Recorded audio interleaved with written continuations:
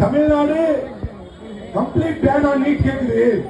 ஆனால் இந்த சிஜேபி முன்னெடுக்கக்கூடிய போராட்டமும் தர்மேந்திர பிரதானை ராஜினாமா செய்து கேக்குது. அதான் உண்மை, அதான் யதார்த்தம்.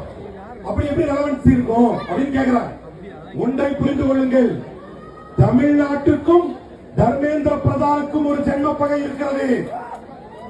தமிழ்நாட்டு மக்கள் தர்மேந்திர பிரதான் ஒடிசாவிலே மேனிபெஸ்டோ கமிட்டியின் ஹெட்டாக இருக்கும் பொழுது, தலைவராக இருக்கும் போதுதான் அமித்ஷாவும் நரேந்திர மோடியும் ஒடிசாவுக்கு பிரச்சாரம் செய்கிறார்கள். உனக்கு ஏக பாண்டியனுக்கு பிரச்சனைனா நீ பாண்டியன் பிரச்சனையை முடிச்சிருக்கணும். ஆனால் தமிழ்நாட்டு மக்கள் உணவு இருந்த கலாச்சாரம் இருக்குல்ல, நம்ம இலை போட்டு சாப்பிடுவோம்ல, அந்த இலை போட்டு உணவு இருந்தக்கூடிய ஒரு வீடியோ போட்டு அதுல ஏகே பாண்டியன் உட்கார்ந்து சாப்பாட்டை போட்டு அதுல மோரை ஊத்தி அதை வழிஞ்சிட்டு போவோம்.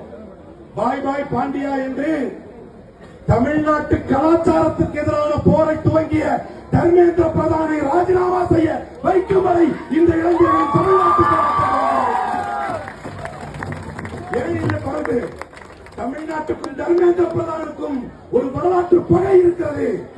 அந்த பகை தர்மேந்திர பிரதானை ராஜினாமா முடியும். அது மட்டுமா, ரத்னாபந்தர் சாவியை நரேந்திர மோடி எழுதி கொடுத்தது யார்?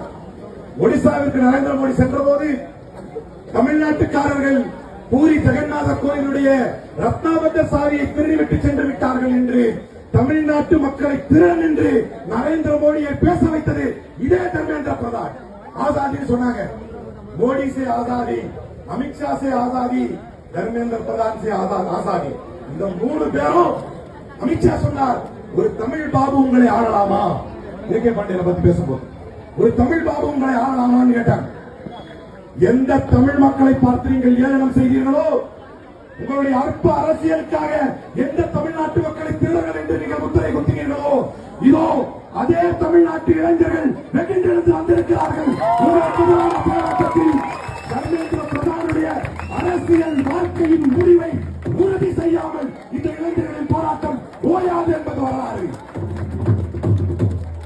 ஏகே ராஜன் கமிட்டி அமைத்து இந்தியாவிலேயே